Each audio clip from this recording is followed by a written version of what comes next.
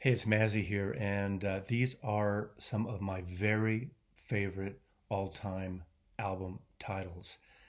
This is from a thread started by Shannon Talks Music. I'll put a link below to her starting of this theme. I think it's great. I don't remember ever hearing this. I've done a lot of album cover design.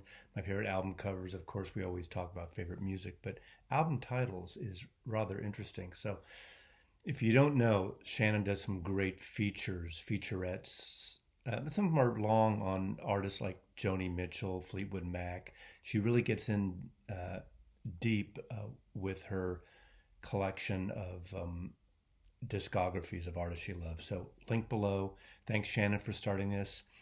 Uh, never can do definitive lists on this, and I'll go through once I get into it. I promise I have a lot here, so I'll go through it rather quickly. But let me just start out. Let me start out with this, and I have to read this one right here. When the pawn hits the conflicts, he thinks like a king. What he knows throws the blows. When he goes into the fight, and he'll win the whole thing. For he enters the ring, there's no body to batter.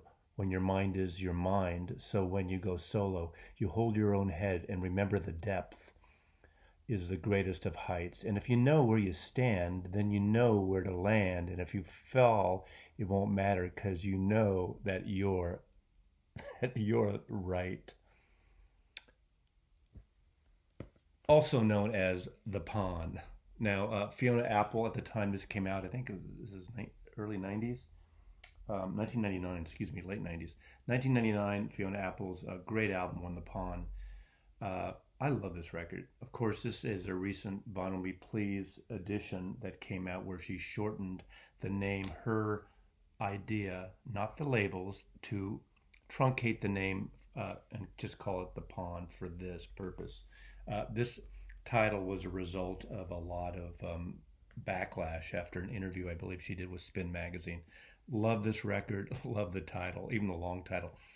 When this came out in 1999, it was, I think, the longest title on record, but since it's been beat twofold.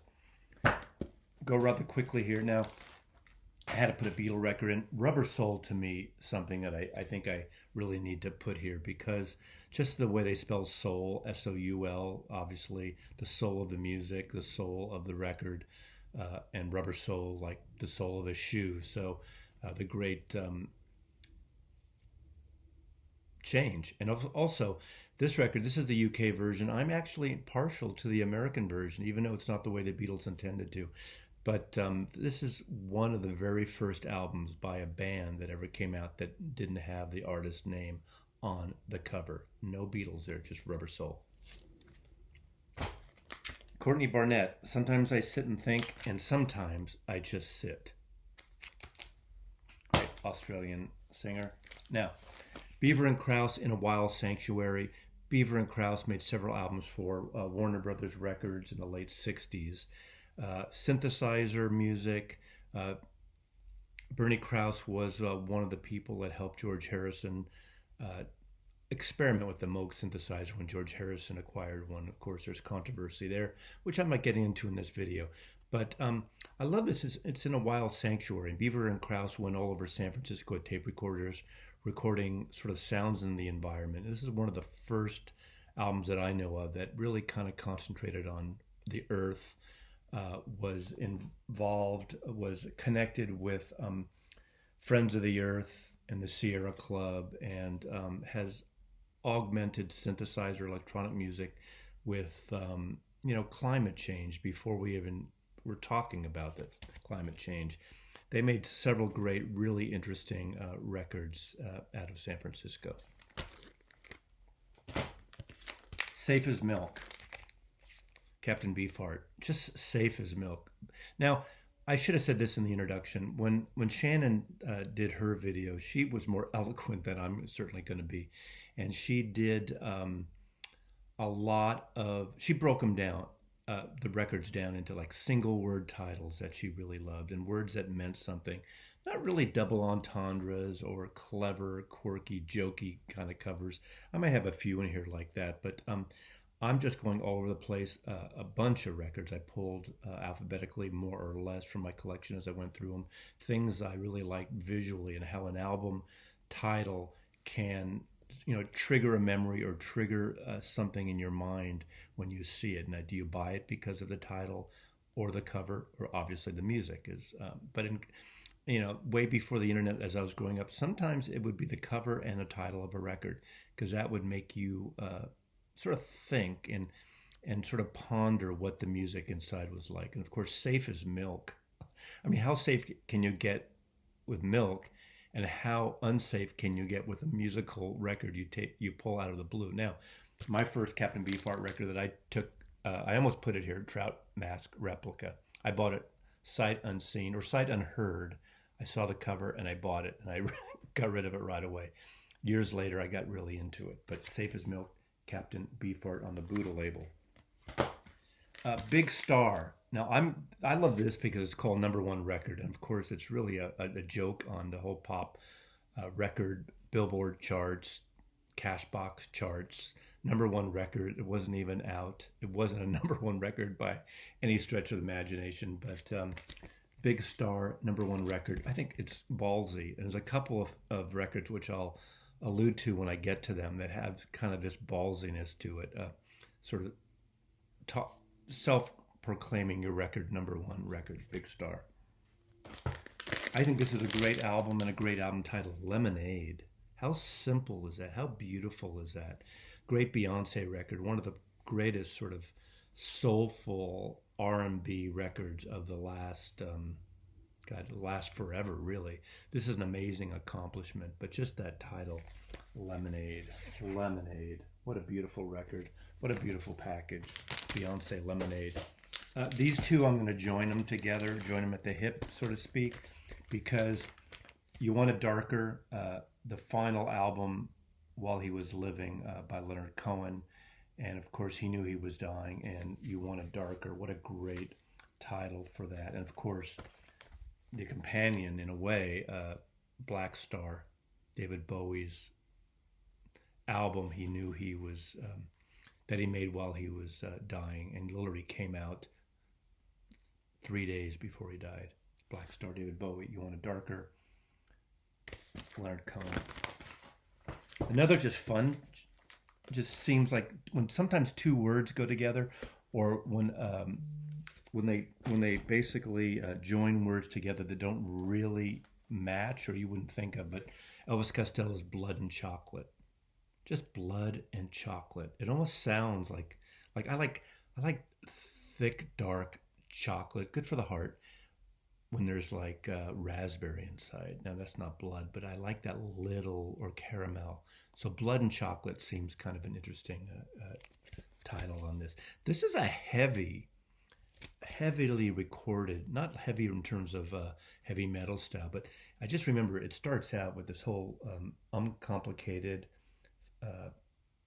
is on here. What's this song? Well, Blood and Chocolate, obviously. Isn't there a song called Blood and Chocolate?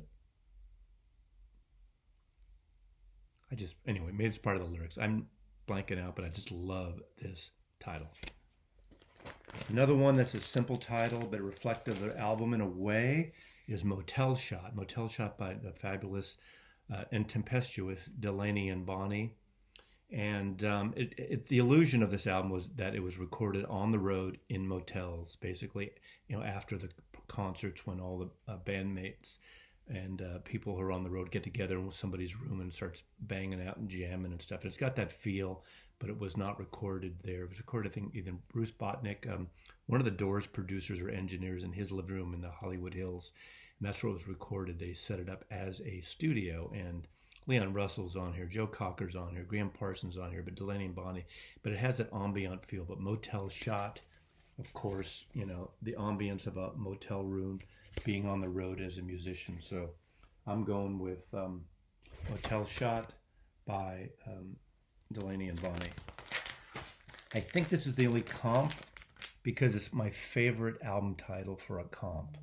And it's from a Doors lyric, but weird scenes inside the gold mine.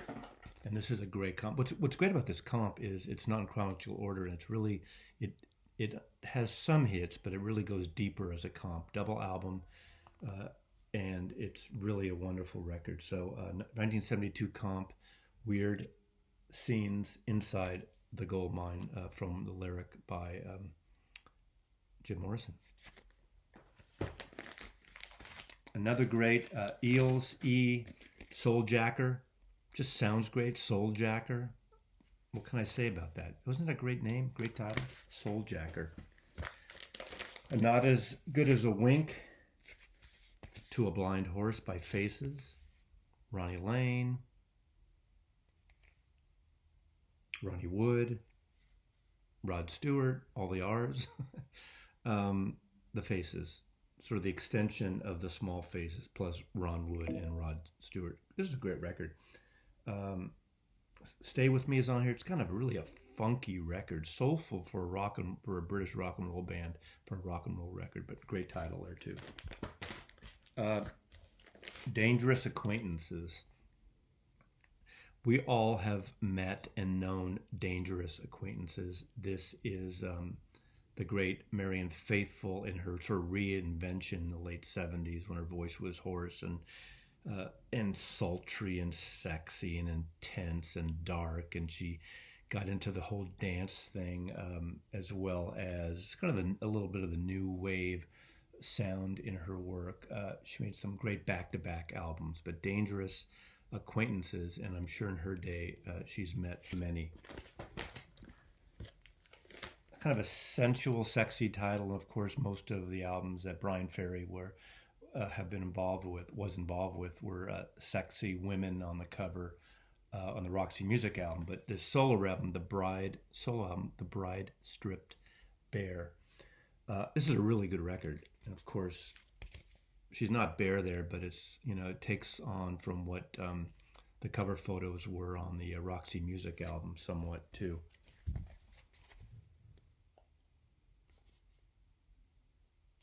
There's a great cover version of the Al Green song, Take Me to the River. And I believe this is, a couple years after the Talking Heads did their version, I believe. His solo career albums are really good. A lot of cover stuff, but really interesting artist. Love this, The Bride Stripped Bare. Another fun name for a record cover, Super Snaz, by the fabulous Flamin' Groovies. Super Snaz. They were a San Francisco band that did not fit in the whole San Francisco 60s psychedelic sound. Unlike the psychedelic blues-based bands, they were almost like a throwback of a retro 1950s rock and roll band with some, early, a lot of new wave and punk bands later in the late 70s were influenced by the Flamin' Groovies. Of course, the 70s version is slightly different. Roy Loney had left the band, and they became a little more of a power pop band, very jingly, jangly band here. But this is more rock and roll, also influenced by the Kinks and the British artists like that, the tighter bands. Super Snaz. Super Snaz. Super Snaz. What a great, great title, Super Snaz. Say that 3 times. Now, Free Design, Enoch Lights label, Project Total Stereo Sound, great, almost audiophile, late 50s, early 60s. And the Free Design was a very poppy band. But this is called Kites Are Fun, which is the title song, Kites Are Fun. Hysterical song, wonderful song, very, this sort of just, like groups like The Association that are very produced, very tightly buttoned up, no soul whatsoever, very white bread, but very harmonic and wonderful. So Kites Are Fun. This is a fantastic record. I think this is a Light in the Attic reissue, possibly. Is it? Yeah, I think so. But I highly recommend this. If you like psychedelic, this is not psychedelic. If you like Tommy James and the Shondells, not as psychedelic as that, but very pure power. Again, like The Association, like Millennial Ballroom, in that genre of music. Kites Are Fun. What a great, great name for an album. Coming from the whole New York East Lower East Side scene. The Golden Palominos was really just a studio type band, that not really a touring band, kind of put together by the producer Bill Laswell, who went on to who worked also with Johnny Lydon. This has Anton Fear produced this. Anton Fear was this great percussion player, and it has this. They made, I think, 2 or 3 albums, and there's a mix of people on their various albums. Bill Laswell, of course, on bass. Bernie Warnell on Hammond organ. Jack Bruce sings vocals. Jack Bruce, of course, from Cream, is on a couple of tracks here. Sid Straw, T-Bone Burnett. So it's Carla Bly. So it's really a mix of post-punk, avant-garde, fusion. But the album name, I didn't even tell you the album name, did I? I was getting too much into the music. Blast of Silence. Think of that. Picture that. What would a blast of silence be? Basically, it's someone like Helen Keller might experience a blast of silence. And I don't mean any disparagement against the deaf there, but a blast of silence. A blast of silence. Great. Next, just quickly go through this. Electric Ladyland. Of course, Jimmy hated this cover. This obviously is a great pictorial of what the title is about. But Electric Ladyland, just a great name. I mean, it's see, a lot of these over the years have taken on a whole different thing because we know these records so well. So, you could just say Electric Ladyland, you think of Jimi Hendrix. I mean, I don't know if it's actually used in any other context, but here's another one. The Tin Man was a dreamer. You could hark back to The Wizard of Oz. Tin Man, great Nicky Hopkins, one of the greatest studio pianists in the rock scene in the late 60s and the 70s, played with everyone from the Rolling Stones to John Lennon to George Harrison to Steve Miller Band to Jefferson Airplane to Quicksilver Messenger Service, all the San Francisco bands he was playing with on their records. This is his one solo record. He died too young, but he was at Woodstock playing with several bands. Incredible artist.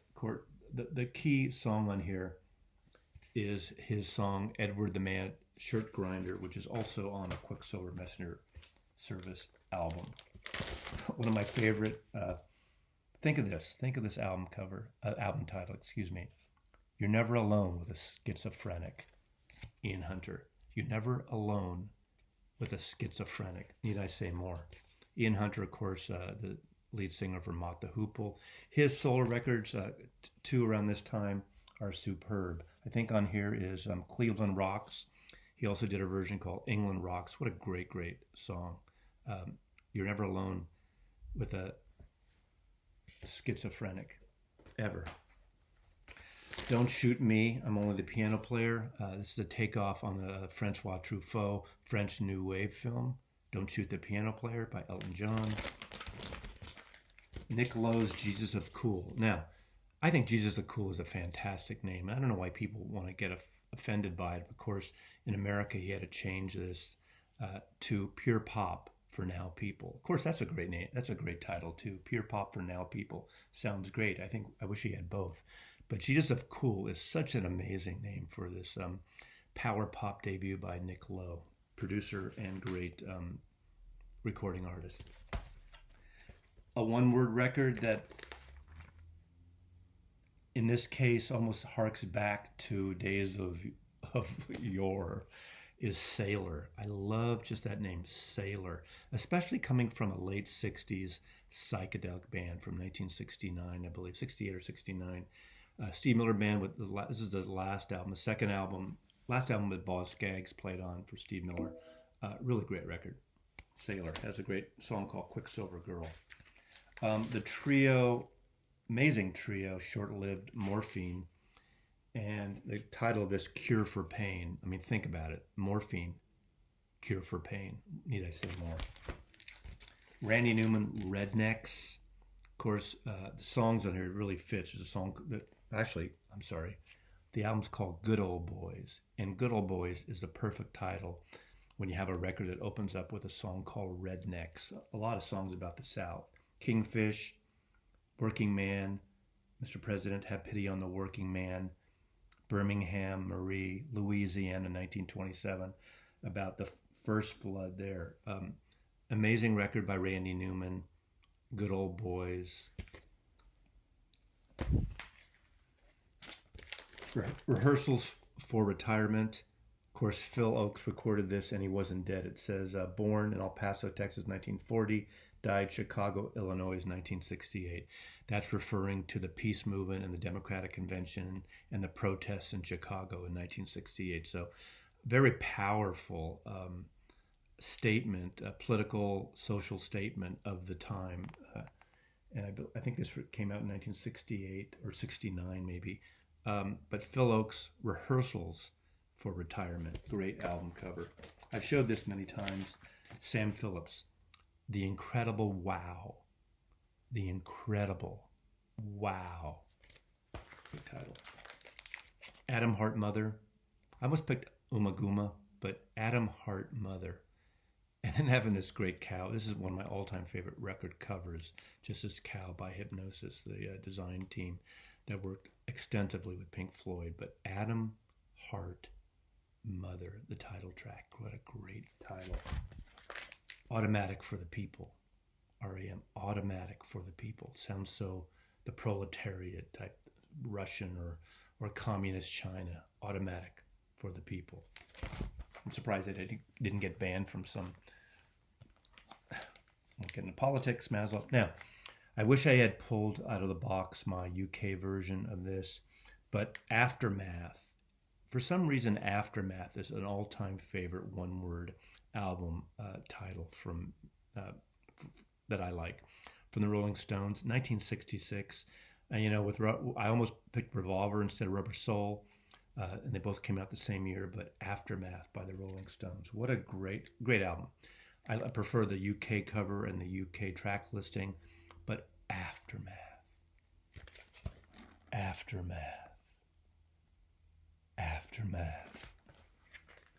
Siren. We're getting into some single word albums. Siren. I talked earlier about Roxy Music a little bit when I was talking about Brian Ferry, but Siren. And of course, this woman would later marry Mick Jagger. This is a really good record. Love is the Drug. What an opening track. That's one of the great opening tracks. That's another video. Another comp, I had a comp that I think is one of my all-time favorite comps next to the Doors or in parallel with the Doors, but from a later period in the 1980s is Louder Than Bombs. This is a great B-sides, unreleased singles by the Smiths. Originally, I think only in America, but I think this is one of their best comps. I think this is their best comp. If you don't have any Smiths records, this is a good way to go. Double record, incredible record, Louder Than Bombs. What a great name, Louder Than Bombs. Pretzel Logic. I mean, that makes total sense. If you think about it, it really does. When you're talking to someone about politics, that believe voting was rigged, the election was stolen, they have pretzel logic. Electric Mud. I mean, Muddy Waters to do sort of a rock and roll type album and commercialize him in it, but this is a great record. I know he wasn't maybe a fan of it, I don't know, but Electric Mud. When you know who recorded this, what a great title, Electric Mud. Mason Williams, Phonograph record. How obvious is that? How simple is that? How great is that? And of course, side 2 opens up with the great, huge hit, Classical Gas, which is this great kind of acoustic guitar, wonderful, fun piece with orchestration. Hit the charts. I think it probably hit number 1. He was also a music arranger, was on the Smothers Brothers show, I believe, in the late 60s. But that was a huge hit, Classical Gas. But Phonograph record. I almost picked Peter Paul and Mary's 1700. The album is called 1700. What's brilliant about that, I forgot to pull it, is it's the Warner Brothers catalog number that just happened to be 1700. I guess I knew it was listed. and they called the album 1700. This is actually Warner Brothers 1729, but they didn't call it 1729. They did it phonograph record. I think that's brilliant. Simple and brilliant. From a musician point of view, too, a great record, but a great album title. Songs in the Key of Life. Spiritual, beautiful, socially relevant. An incredible record, Songs in the Key of Life, an incredible title. We're almost over here. One of my favorite later period, I don't know if it can, I mean, Neil Young put so many friggin' records out, so this might even not be considered his later period because it's been out a while, but Psychedelic Pill. Psychedelic Pill. I mean, it seems like right out of the 60s. Of course, the Type Treatment is right out of the 60s as well. Neil Young, Psychedelic Pill with Crazy Horse, I believe, and it's just long jams and stuff. It's a great record when you just want to like blast it and have a great time. Going back to the 60s, since we're talking about 60s with psychedelia and pills and things, one of my all-time favorite records of the 1960s, from 1967, doesn't get a lot of love around here that I've seen, the Young Rascals. Groovin. Of course, they'd later be just the Rascals, but Groovin. I mean, in 1967, calling an album Groovin probably doesn't seem so transformative or so original, but Groovin, oh my God. And of course, that song was one of the great summer songs of 1967. Groovin, what a great summer song with the bird sounds. Groovin on a Sunday afternoon. Place in the Sun is on here. A Girl Like You, How Can I Be Sure?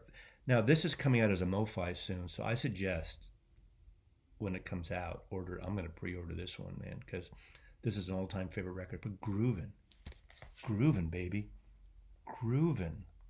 I know you kids don't say groovin anymore. Maybe we should start. I think in 2021, when I'm recording this, I think it's time to get our groove back on and talk about groovin. And I'm going to end with one of the bad boys of LA 70s, 80s, 90s is Warren Zevon. And to me, his favorite, maybe his favorite, I don't know, but my favorite album title, I almost pick Excitable Boy, just because, but Bad Luck Streak in Dancing School. Oh my God. Bad Luck Streak in Dancing School. Down on My Knees in Pain. Bad Luck Streak in Dancing School. Swear to God I'll change. Pauline, Don't Make Me Beg. Bad Luck Streak in Dancing School. Down on My Knees and Beg. I've been acting like a fool. Pauline, I swear I'll change. Down my knees in pain. Down on my knees in pain. Bad Luck Streak in Dancing School. What a great record. Great record. Great rock and roll record by Warren Zevon, and some good ballads and some of his quirky songwriting.